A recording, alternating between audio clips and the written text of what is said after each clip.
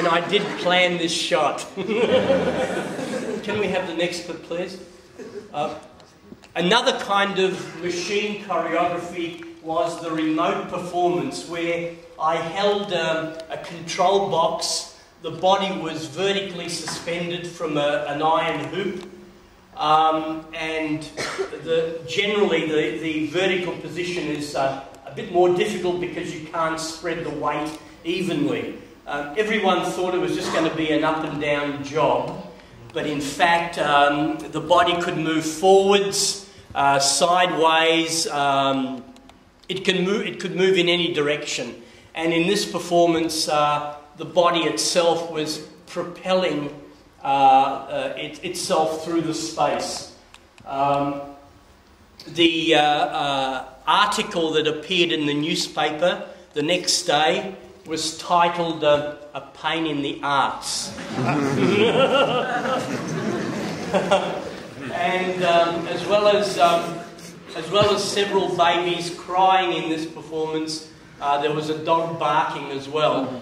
But again, the sounds that were of this performance were the crane motors and the creaking of the skin. Now, the cameraman gets stuck beneath me, so you might like to close your eyes at this rather ugly moment. And I discovered that if I stopped suddenly, I could generate some swinging. So there was this additional choreography that resulted in this performance. It lasted about 20 minutes, just enough time to, in a sense, propel the body to the different parts of the warehouse space. It was done for the Museum of Contemporary Art, but it was done in an abandoned warehouse nearby. The space in the museum was a little too clean, and when we discovered the crane still functioned, then it was a really good space to do something in. I guess too, the idea of the body here seen as a sculpture, not for the sight, not a site for the psyche, nor for social inscription, but rather the body as a structure, not as an object of desire, but rather an object that might be redesigned. There were 27 performances over a period of 13 years where the body was suspended in these different ways. Can we go to the next video clip and the last one of the suspension performances? And in fact, the last performance I had my third hand attached. Can we have the sound for the video clip, please? Loud.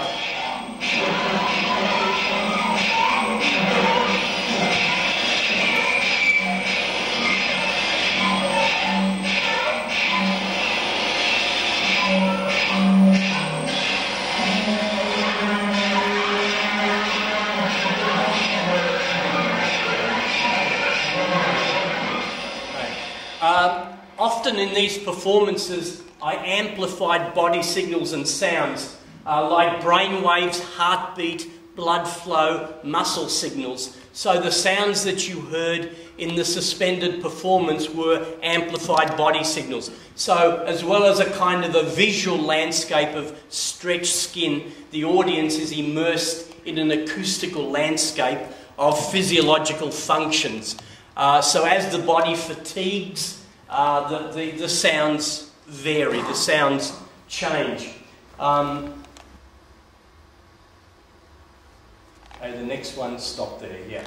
So the third hand, which you see in this performance as well, is actually controlled by electrodes on the thighs and abdominal muscles. So we're picking up the electrical signal, pre-amplifying it, rectifying it, and that goes to the switching mechanism.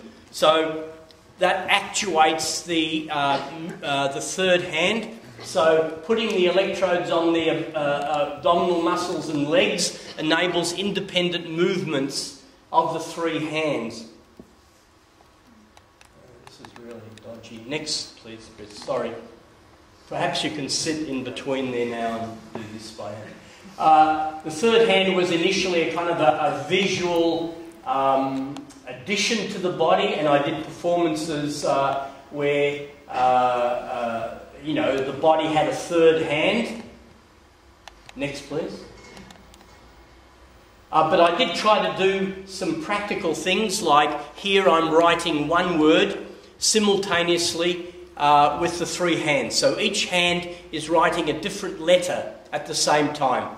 So the first three letters you're writing were E, L and I, V, U and O, O, T and N. So you had to keep your two eyes on what your three hands were doing.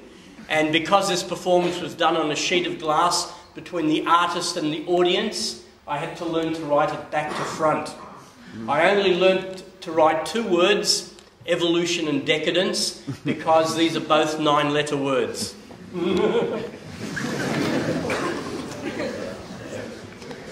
Okay, sound for this performance, please.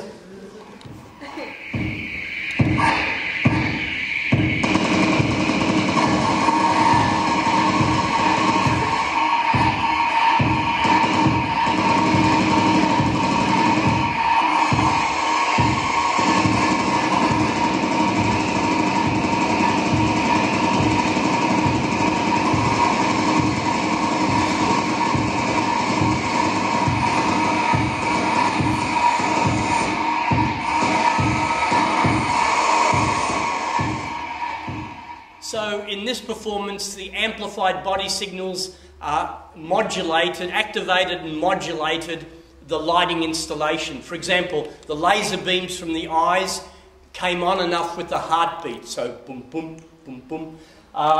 The neon lights in the space were activated by the brainwave signals.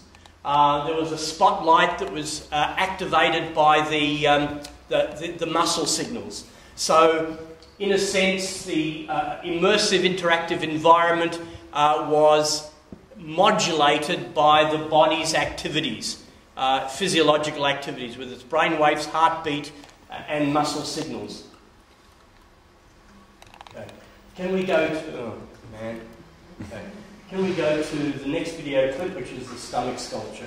Whereas the third hand was a piece of sculpture attached to the body, a prosthetic addition to the body.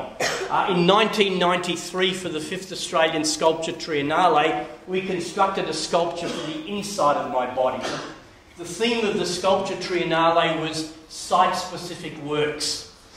Instead of a sculpture for a public space, I designed a sculpture for an internal, private space. There's a flashing light, a beeping sound. The object opens and closes, extends and retracts. So here, there's a machine choreography that will happen inside the body. With the help of an endoscopist, it's inserted about 40 centimetres into the stomach cavity. I didn't eat a day before. The stomach has to be empty. We had to inflate the stomach with air to safely insert the object. And, of course, the mechanism had to be reliable, because if it didn't close, we would not have been able to pull it out. So, closed, it was safe enough to push down the esophagus, past the epiglottis, into the stomach. When it reached the stomach cavity, the object opened, extended, started flashing and beeping. So, it's the idea here of a small machine functioning inside the body. In fact, it was controlled by a servo motor and a logic circuit external. We couldn't kind of micro-miniaturize everything.